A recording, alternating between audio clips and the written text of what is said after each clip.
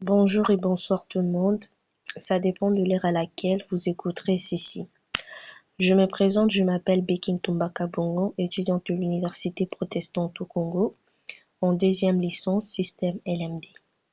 Alors aujourd'hui, j'aimerais vous parler de la contingence de la gestion de ressources humaines, selon Nisette et Pichol.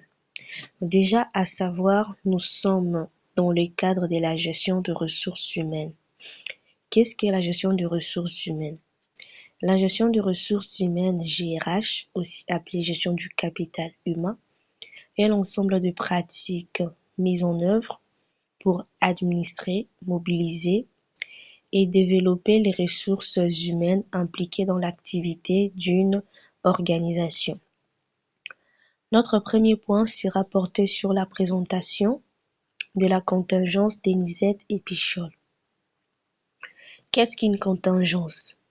Une contingence dans le contexte de la gestion de ressources humaines fait référence à des circonstances ou de facteurs spécifiques qui sont susceptibles d'influencer les pratiques et les stratégies de gestion de ressources humaines dans une organisation. Ces circonstances peuvent être internes, telles que la taille de l'entreprise, sa structure organisationnelle, sa culture d'entreprise, ou externes comme les contextes économiques, la législation du travail ou la concurrence sur le marché. En d'autres termes, une contingence est un élément ou une condition particulière qui rend nécessaire une adaptation ou une prise en compte spécifique dans la mise en place de politiques et de pratiques de gestion de ressources humaines. La prise en considération de ces contingences permet aux entreprises d'ajuster leur approche en fonction de leur environnement spécifique, ce qui peut contribuer à une meilleure adéquation entre les pratiques de gestion de ressources humaines et les besoins réels de l'organisation. Dans cette présentation, nous aborderons la contingence de la gestion de ressources humaines selon Nisette et Pichol. La théorie de la contingence est une théorie de gestion qui affirme qu'il n'existe pas de meilleure façon de gérer une organisation et que la meilleure approche dépend de circonstances spécifiques de l'organisation. Cette théorie a été appliquée à la gestion des ressources humaines et Nisette et Pichol ont identifié un certain nombre de facteurs pouvant affecter la contingence de pratiques de gestion de ressources humaines. Notre deuxième point va concerner le facteur de la gestion de ressources humaines.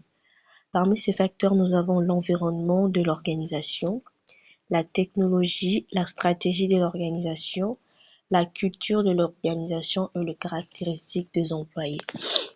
Le troisième point concernera les développements de ces facteurs. Nous allons commencer par l'environnement de l'organisation. L'environnement de l'organisation comprend les facteurs externes qui peuvent affecter l'organisation tels que la concurrence, le changement démographique, le changement technologique et les changements économiques. Ces facteurs peuvent influencer les pratiques de ressources humaines de l'organisation telles que le programme de recrutement et de sélection, le programme de formation et de développement et les programmes de rémunération et des avantages. Le facteur suivant, la technologie. La technologie peut avoir un impact significatif sur les pratiques de ressources humaines. Par exemple, la technologie peut être utilisée pour automatiser des tâches de ressources humaines telles que la paie et la gestion des avantages sociaux. La technologie peut également être utilisée pour améliorer la communication entre les employés et la direction.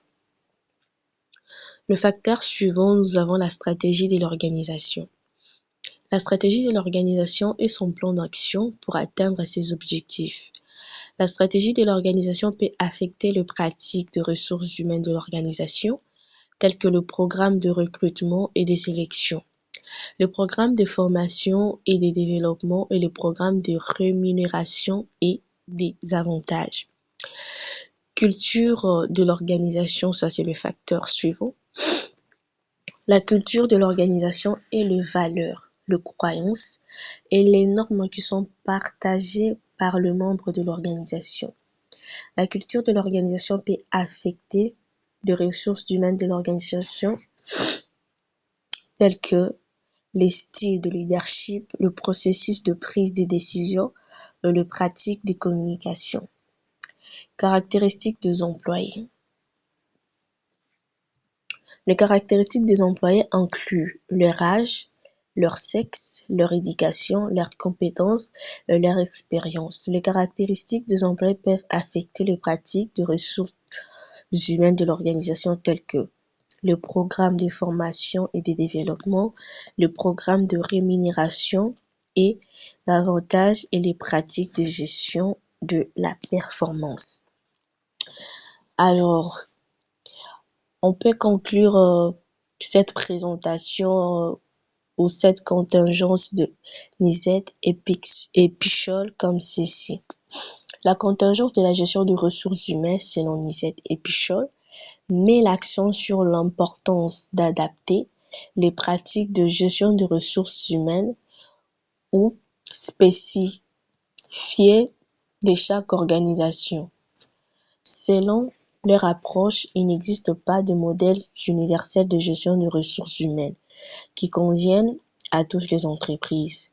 Au contraire, les pratiques de gestion des ressources humaines doivent être adaptées en fonction des contingences internes et externes de chaque organisation, telles que sa taille, son secteur d'activité, sa culture d'entreprise, son environnement économique et juridique, ainsi de suite.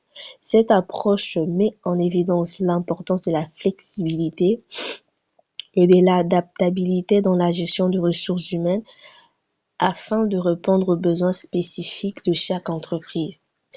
Elle souligne également que les pratiques de gestion des ressources humaines efficaces dans une organisation ne peuvent pas l'être dans une autre, ce qui nécessite une analyse approfondie des contingences pour déterminer les meilleures stratégies à mettre en place.